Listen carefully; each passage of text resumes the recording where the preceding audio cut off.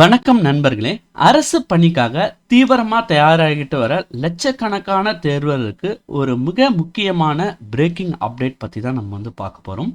தமிழ் வழியில் படித்தோருக்கான 20% பிஎஸ்டிஎம் இடஒதுக்கீட்டுல விதிகளில் தமிழக அரசு கொண்டு வந்துள்ள மிக முக்கியமான திருத்த சட்டத்திற்கு தமிழக ஆளுநர் தற்பொழுது ஒப்புதல் அளித்திருக்கிறாரு.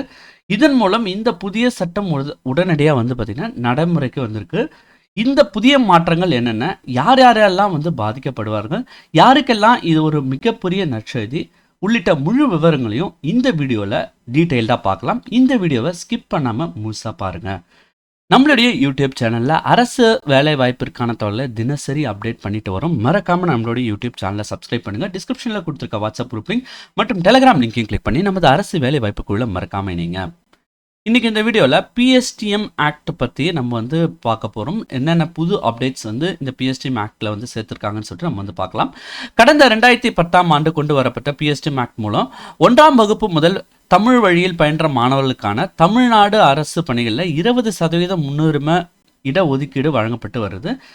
ஆனால் ஏற்கனவே அரசு பணியில் சேர்ந்தவர்களுக்கு மீண்டும் மீண்டும் அதே இட ஒதுக்கீட்டை பயன்படுத்தி மற்ற தகுதியான மாணவர்களுடைய வாய்ப்புகளை பறிப்பதாக புகார்கள் எழுந்து வந்தன.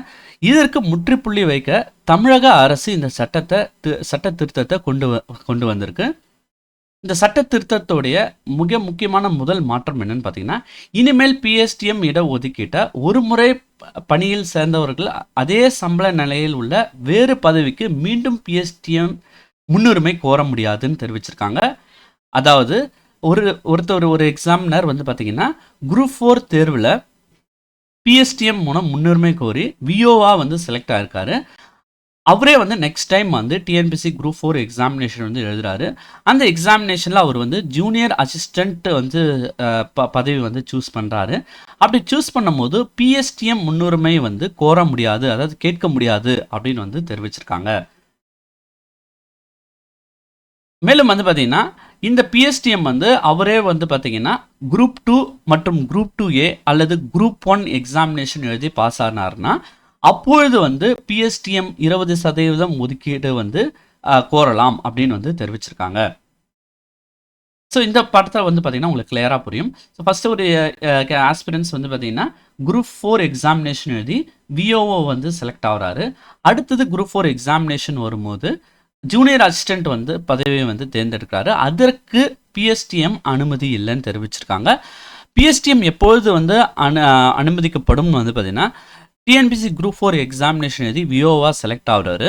அடுத்து நடைபெற இருக்கிற குரூப் 2 மற்றும் குரூப் 1 எக்ஸாமினேஷன் எழுதுறாரு. அதில் செலக்ட் ஆனாருன்னா அப்பொழுது பிஎஸ்டிஎம் கோர முடியும் அப்படின்னு தெரிவிச்சிருக்காங்க. அடுத்ததா இன்னொரு முக்கிய மாற்றமும் இருக்கு. அந்த முக்கிய மாற்றம் என்னன்னு பார்த்தீங்கன்னா, போட்டித் தேர்வு, நேர்காணல் அல்லது இவை இரண்டின் மூலமாக தேர்வு செய்யப்படும் நேரடி நியமனங்களுக்கு மட்டுமே பிஎஸ்டிஎம்க்கு முன்னுரிமை செல்லும்னு தெரிவிச்சிருக்காங்க. அடுத்ததா தமிழ்நாடு அரசு பணியாளர்கள் சட்டத்தின் கீழ் மேற்கொள்ளப்படும் துறை சார்ந்த இடம் மாற்றங்கள், அதாவது டிபார்ட்மெண்ட் டிரான்ஸ்ஃபர் மற்றும் பதவி உயர்வுகளுக்கு ப்ரொமோஷன் இந்த 20% பிஎஸ்டிஎம் இட ஒதுக்கீடு கோர முடியாது அப்படின்னு அறிவிச்சிருக்காங்க. ஸோ இந்த முக்கிய மாற்றம் பார்த்தீங்கன்னா, புதிதாக அரசு வேலைக்கு முயற்சி செய்யும் கிராமப்புற மற்றும் தமிழ் வழி மாணவர்களுக்கு கூடுதல் வேலை வாய்ப்பு உறுதி செய்ய ஒரு சிறந்த மாற்றமாக இது இருக்கும்னு எதிர்பார்க்கலாம்.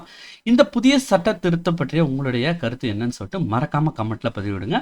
இந்த தகவலை உங்களுடைய நண்பர்களுக்கும் மற்றும் டிஎன்பிசி படிக்கிற சக தேர்வுகளுக்கும் மறக்காமல் ஷேர் பண்ணுங்கள். அரசு தேர்வுகளுக்கு உடனுக்குடனான தகவல்களுக்கு, அதாவது கவர்மெண்ட் எக்ஸாமினேஷனுக்கான உடனுக்குடனான தகவலுக்கு மறக்காமல் நம்மளுடைய யூடியூப் சேனலை சப்ஸ்கிரைப் பண்ணுங்கள். தினசரி வெளியாகக்கூடிய அரசு வேலைவாய்ப்பு தகவலுக்கு உங்களுக்கு ரெகுலராக சேரும். மறக்காமல் நம்மளுடைய யூடியூப் சேனலை சப்ஸ்கிரைப் பண்ணுங்கள். தேங்க்ஸ் ஃபார் வாட்சிங் திஸ் வீடியோ.